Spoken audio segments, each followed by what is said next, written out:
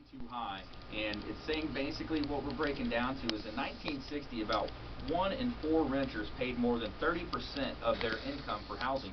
Today, that's more than 1 in 2 are cost burden.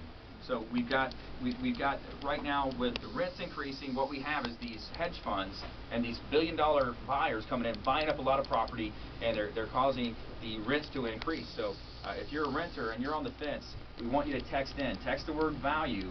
Well, that's for the free CMA. You can always text that as well. But if you're a renter, text the word rent, and what we'll do is we'll break down, give us the amount of rent you're paying, and we'll break down a rent versus own analysis for you. We'll let you know exactly how much money you're throwing away each month making your landlord's payment for them, and we'll break down the numbers for you and show you what you could be building up in equity, what you could be saving in many cases, and potentially investing with Mark, what you could be writing off in terms of your tax write-offs.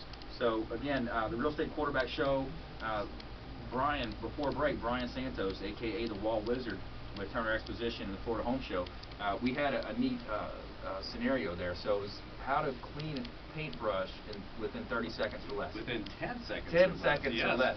The answer is fabric softener, liquid fabric softener. A half a cup per gallon of water will clean any water-based paint in 10 seconds or less. And we do that live on the Wizards Workshop, where we take you through the whole process of prepping it, how to make good decisions on color, and then ultimately how to paint a whole room. And then part of that is cleanup. Here we live in a Bay Area, and the worst thing you want to do is pour paint down the sink or toilet or into your septic system, because it ruins it. So how do you get rid of that? Well, that you're going to have to come down to the Wizards Workshop, and I'm going to explain how to remove and get rid of paint the environmentally sound way, so we don't ruin the beautiful area that we all live in. At 12:30, Brian's going to be on stage with these workshops, so I'll be there. I'm not sure which day we're going to go yet, but we're going to go and check that out. And before the break, we also touched on Dodd-Frank. There's some legislation and kind of a little bit of an opinion here in terms of what happened. So let's rewind back to 05, 06. You had about 72% of all mortgage origination being done by mortgage brokers. So our politicians and their great power and their lovely decision-making processes, they put in this Frank Dodd legislation, and many people feel the same way I do, is it's kind of put a noose around the industry. And here's another example, is the implications. If you're a property owner and you want to sell your home to the tenant, let's say you want to do some kind of seller-held financing, now they're going to limit you to 3 of those per year. So in the past, that's a strategy tax investors have, or real estate investors will have. But now they're saying if you're doing over 3 transactions a year, guess what? You got to pay the state. You got to get licensed. You got to get you're originating a mortgage. So it just shows you the example of government overstepping again. In my opinion, this is just my opinion. But so basically, the lobbyists for the bankers decided to write this into the Frank Dodd and to reduce competition. Isn't that lovely? The lobby can reduce their own competition by saying, hey, we want less mortgage brokers who. The traditional goal of the mortgage broker was to shop the program, find the best situation, best rate, best overall loan program for the client, and so that's my 2 cents on that as well. So we got a couple minutes left. Mark, in closing, what's a good nugget of advice you have for our listeners?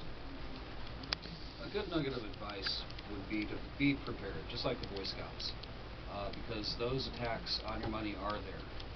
And I also just must comment about being political, just this government intervention thing. Yeah. When have they ever gotten involved in anything that's turned out better than the most part?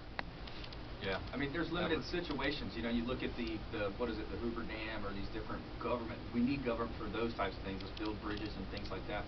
But yeah, I'm definitely. Those exceptions, yes. You're right. I mean, military, absolutely. Emergency services. Yeah, so we've got about a minute. We got about 1 minute left. What else you want to add? Well, yeah, go ahead and text in the number that Brandon had said. What number was that? 813-917-1894, our consumer advocacy hotline. Text in, and Mark's going to offer some value here for you. Yeah, we'll shoot out some digital videos to you to give you some alternatives to what are commonly known as the sacred cows. Some other ways to put away dollars for retirement other than 401ks and IRAs. We can still work in tandem with those, but there are alternatives, and that's really what we do, is we show people things that aren't being told to them by their stockbroker, certainly not by them.